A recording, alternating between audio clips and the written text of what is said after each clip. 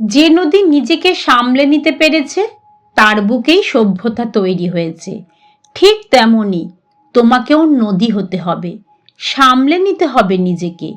জীবনে চলার পথে অনেক ঝড় ঝাপটা বাধা বিপত্তি আসবে, শুধু তোমাকে শক্ত হয়ে সকল পরিস্থিতির মুখোমুখি হতে হবে।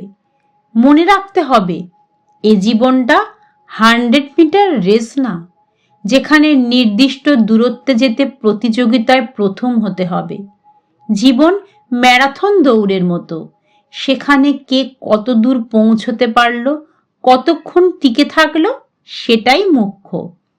আমাদের 60 বছরের জীবনে 20 বছর দেখতে দেখতে কেটে যাবে, বাকি থাকবে 40 বছর।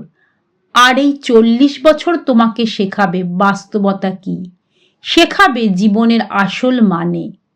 যত বড় হতে থাকবে বকাগুলো খোঁটা হয়ে দাঁড়াবে।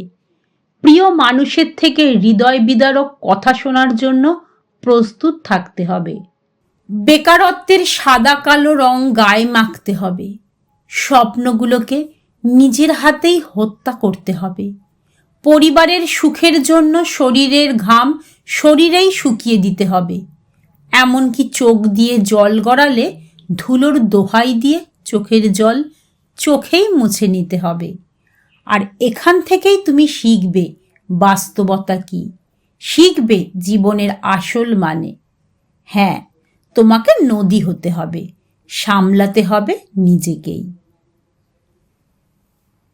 পাঠে চৈতালি সেন। পাঠটি সংগৃহীত।